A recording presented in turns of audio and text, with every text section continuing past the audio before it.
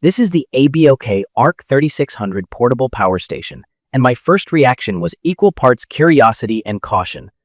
I've used a lot of battery stations, and big numbers on a spec sheet don't always survive real use. I went in wondering about the weight, the charging claims, and whether the 3600-watt inverter would actually hold up to tough loads without drama. After living with it through RV trips, a home outage, some solar charging days, and a light worksite week, I have a lot to share about what worked, what didn't, and who I think will get the most value out of it. The Ark3600 is a large, luggage-style unit with a telescoping handle and chunky wheels. That design isn't just for looks, it has to be this way. At roughly 92 pounds, I don't treat it as a lift-and-go device. I roll it, and that's fine. The shell feels robust, with a dust-resistant, flame-retardant casing that wipes clean. The footprint is substantial, but the proportions help it stay stable when you tilt and pull. I never felt like it was going to tip when I cleared door thresholds or a porch step. Up front, the LCD is bright and useful. It shows battery percentage, input-output watts, and my favorite part, a live runtime estimate that flips between minutes, hours, and days depending on your load. One gripe: when the unit is on but not actively powering anything, the screen reads 0 watt, even though there's still a small internal draw. That matters for planning, and I'll explain why in a bit. From my experience, this thing has serious muscle. The 3600-watt pure sine wave inverter with 4500-watt surge handled everything I threw at it. In the RV, I ran the air conditioner, microwaved lunch, and kept phones and a laptop charging. Watching the output sit comfortably in the 2000 to 2800-watt range with occasional spikes made me trust the inverter. Pure sine wave just means the output looks like regular household electricity, so sensitive gear like laptops and fridges run smoothly without the buzzing or heat you sometimes get with modified sine units. At home during a storm outage, I switched a few circuits over and kept the fridge, Wi-Fi, a couple of lights, and a coffee maker going. The Ark3600 also has a fast UPS mode, switch over under 10 milliseconds, so my router didn't drop. For anyone new to UPS, it's a function that keeps power flowing automatically when the grid blips, which protects electronics and keeps internet stable. That moment of silence you don't notice is exactly the point. On a job site week, the Ark3600 powered a small corded drill off and on, and topped up two-way radios multiple times per day. The idle draw came into focus here. Leaving the station on all day with light usage will nibble the battery even when nothing's plugged in. I started toggling the AC/DC outputs off between tasks, which helped. A practical tip: if you're not actively pulling power, turn the outputs off or power the unit down. That's the difference between stretching a charge over days versus finding the battery lower than expected the next morning. Charging was a mixed bag, and I say that as a positive overall with one caveat. On a dedicated 120 volts, 20 amp circuit at home, I saw the advertised AC draw near 1500 watts and got close to the 3 hours from low to full. With midday sun and 4 panels feeding the PV input, I saw 1500 to 1800 watts from solar alone on a clear day, which is strong for a portable setup.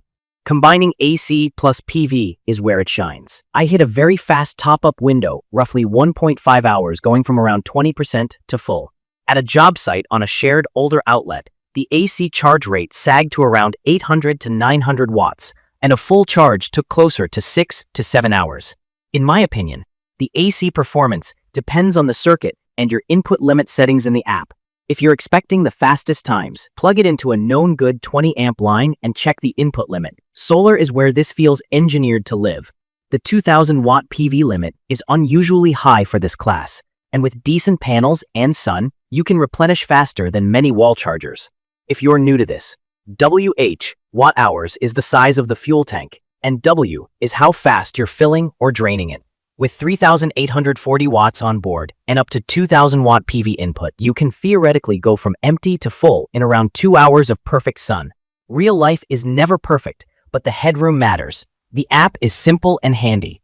Bluetooth lets me see input-output and tweak settings without walking over. I set input limits, flipped ports on-off, and checked projected runtime while sitting in the RV. It's not overly fancy, just reliable. Key features that matter to me start with the battery and inverter. The LIFEPO4 pack is EV grade, rated for 4,000 plus cycles with a claimed 10-year lifespan.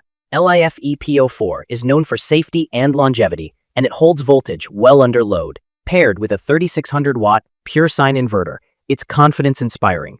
Running high inrush appliances, Fridge compressors, AC units, power tools. Didn't trip it up. The port selection is spot on. 4 20-amp household outlets plus a dedicated 30-amp port, which is ideal for RV shore power via TT30.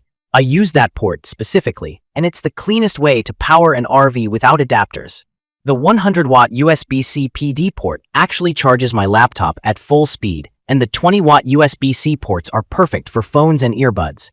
The XT60 12-volt 25-amp is great for higher draw DC gear, and a 12-volt car socket is exactly what you expect. It's perfect for mixed setups where I want AC for big stuff and DC for efficient low-voltage devices. Expandability is a major plus, going from 3840Wh to 7680Wh and up to 11,520Wh with expansions turns this from a weekend warrior into a multi-day station.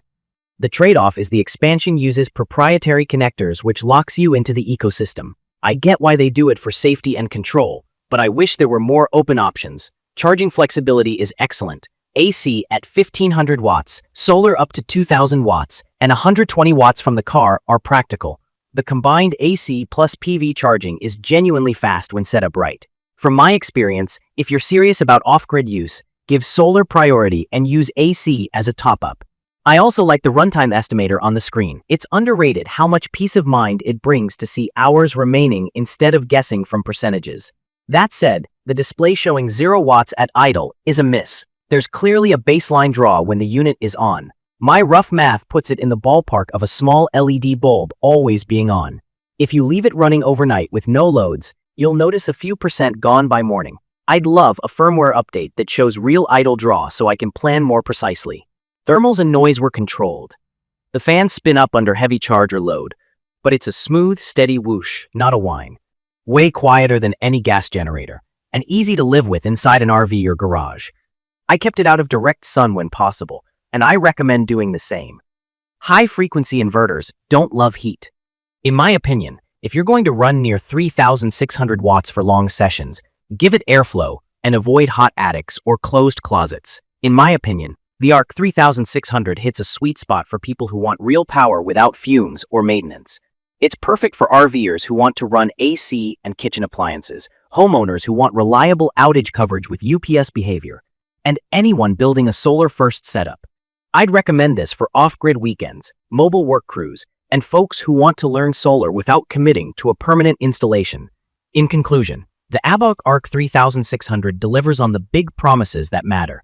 A large 3440Wh LiFePO4 battery, a strong 3600-watt pure sine inverter, a practical 30A RV outlet, and fast, flexible charging with up to 2000 watts of solar and speedy AC plus PV combined input. The build is sturdy, the wheels and handle make a real difference, and the app is useful without being fussy. The drawbacks are real but manageable. It's heavy. The expansion path is proprietary. AC charge speed depends on your circuit and settings, and the idle draw is hidden by a 0-watt reading when the unit is on. If you understand those limits and work with them, use a good 20A circuit, lean into solar, turn outputs off when idle, give it airflow. This station becomes a dependable part of your setup. From my experience, it's even better when paired with panels and used as a daily solar hub. With a 2+3-year warranty and LiFePO4 longevity, it feels like a solid long-term buy. If you found this helpful, subscribe to the channel and drop your questions or your own ARK 3600 tips in the comments. Thank you for watching.